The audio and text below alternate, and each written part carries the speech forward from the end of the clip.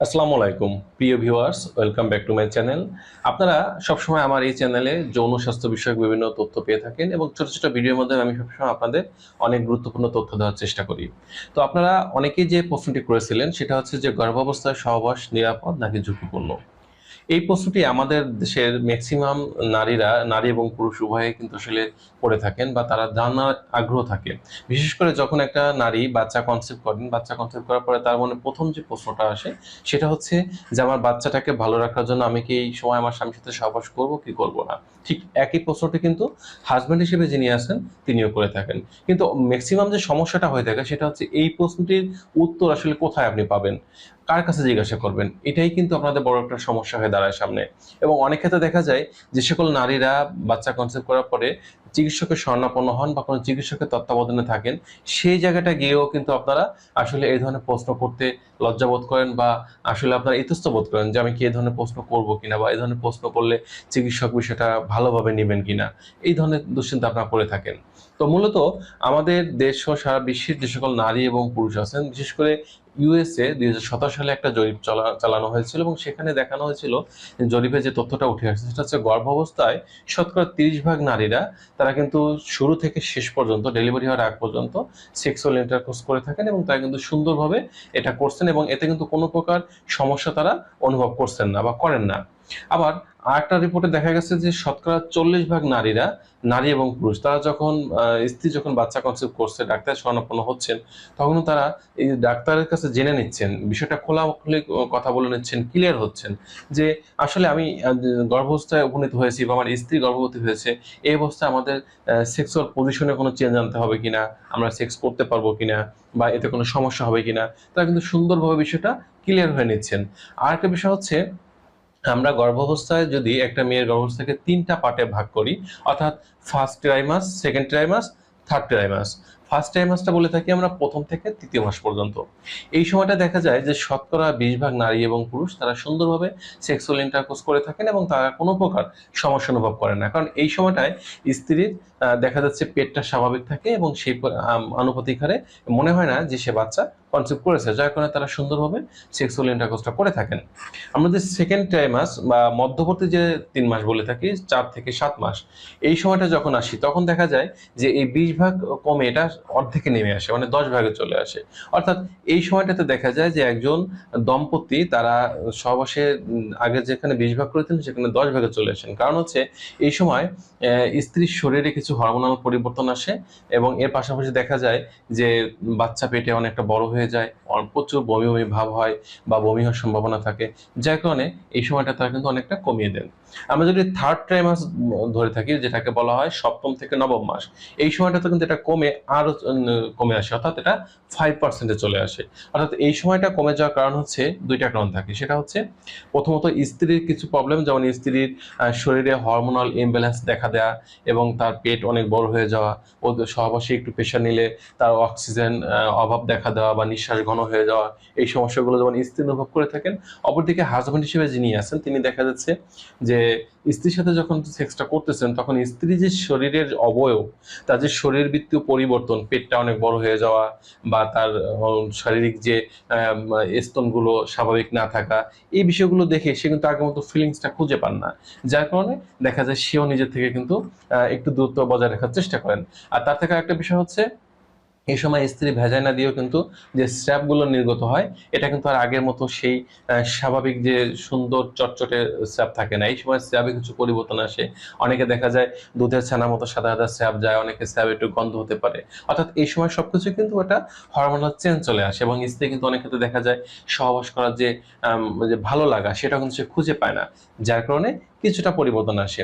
এবার আসি যে আসলে আমাদের যে ভ্রান্ত ধারণা আছে যে আসলে এটা করলে, এই সময়টায় সেক্স করলে কোনো প্রবলেম হবে কিনা। আমরা যদি মেয়েদের জননাঙ্গ এবং স্ত্রী যখন বাচ্চা কনসিভ করে বাচ্চার অবস্থান নিয়ে একটু বিষয়টা আলোচনা করি, তাহলে আরো ক্লিয়ার হয়ে যেতে পারবো।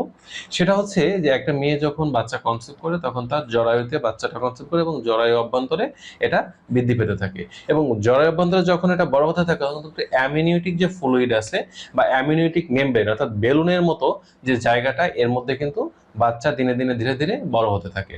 অর্থাৎ এই জায়গাটা কিন্তু আপনার পেনিস পৌঁছানো কোনোভাবেই সম্ভব না, এবং এটা কিন্তু একটা ফুলানো বেলুনের মধ্যে আছে বাচ্চাটা। তার মানে আপনি এই সময় সহবাস করলে কোনো প্রকার সমস্যা হওয়ার সম্ভাবনা নেই, এক বাক্যে আমরা বলতে পারি। এবার আসি যে তাহলে মিসক্যারেজ হয়ে যাবে কিনা বা বাচ্চাটা বাইরে বেরিয়ে আসবে কিনা। মিসক্যারেজ যদি হতে হয় বা বাচ্চা বাইরে বেরিয়ে আসতে হয়, সেক্ষেত্রে আপনার পেনিসে আঘাত হওয়ার সম্ভাবনা নেই। কারণ হচ্ছে একটা মেয়ের, আমরা যে সেক্সটা করি স্ত্রীর সাথে, সেখানে যোনি যে পথটা আছে এটা শেষ অংশে গিয়ে থাকে সার্ভিক্স, এবং এই সার্ভিক্সের মুখটা বন্ধ থাকে, এটা আল্লাহ তাআলা প্রদত্ত ভাবে। এবং যখন কোনো মেয়ে বাচ্চা ডেলিভারি হওয়ার সম্ভাবনা হয়, তখনই কেবলমাত্র পেইন উঠলে সার্ভিক্সের মুখটা খুলে যায় এবং বাচ্চাটা ভিতর থেকে বাইরে বেরিয়ে আসে। কিন্তু একজন পুরুষের পেনিসটা আসলে এতটা বড় নয় যে তার সার্ভিক্স পর্যন্ত গিয়ে আঘাত লাগবে এবং সেই আঘাতে এটা বেরিয়ে আসবে। অর্থাৎ এটাও আমরা ক্লিয়ার হয়ে গেলাম যে আসলে সার্ভিক্সে আঘাত লাগা সম্ভব না, বা সেই আঘাতে বাচ্চা বাইরে বেরিয়ে আসবে এটা কিন্তু সম্ভব না। তার মানে আমরা বুঝতে পারছি যে বাচ্চাটা যেখানে অবস্থান, সেটা কিন্তু আমাদের যেখানে সেক্সটা করছি এটা কিন্তু যোনিপথটা নিচের দিকে আর বাচ্চা থাকে উপরের দিকে। অর্থাৎ এটা কিন্তু কখনোই ওই পর্যন্ত পেনিসে আঘাত লাগাটা সম্ভব না, বা ওইখানে গিয়ে আঘাত লেগে বাচ্চা মিসক্যাজ হওয়ার সম্ভাবনা নেই। তবে অনেকে বলে থাকেন যে আমি তো শুনেছি মিসক্যাজ হয়। মিসক্যাজ সহবাসের জন্য কখনোই হয় না। মিসক্যাজটা যে কারণে হয় সেটা হচ্ছে যদি আপনার স্ত্রীর পূর্বের মিসক্যাজের ইতিহাস থাকে বা রেকর্ড থাকে, যে এই বাচ্চাটা কনসেপ্ট করার আগে তার একটা বা দুইটা বাচ্চা মিসক্যাজ হয়েছে, সেক্ষেত্রে চিকিৎসক নিষেধ করতে পারেন বা কিছু দিক নির্দেশনা দিতে পারেন। অথবা যদি এমনটা হয় যে আপনার স্ত্রীর হয়তো শরীরে হরমোনাল ইমব্যালেন্স আছে, বা তিনি অপুষ্টিতে ভুগতে থাকেন, বা গর্ভে যে বাচ্চা আছে সেই বাচ্চা যদি অপুষ্টিতে ভুগে থাকে, বা সে বাচ্চার শরীরে যদি কিছু হরমোনাল চেঞ্জ থাকে বা ইমব্যালেন্স হয়, সেই কারণে বাচ্চা মিসক্যারেজ হতে পারে। কিন্তু সহবাসের জন্য কখনোই কোনো অবস্থায় বাচ্চা মিসক্যারেজ হয় না বা এটা হওয়া সম্ভব না। এখন বিষয়টা হচ্ছে যে চিকিৎসকরা কেন বারণ করেন? হ্যাঁ, কিছু চিকিৎসকরা কিছু কিছু ক্ষেত্রে বারণ করেন, সব ক্ষেত্রে কিন্তু কখনোই চিকিৎসকরা বারণ করেন না।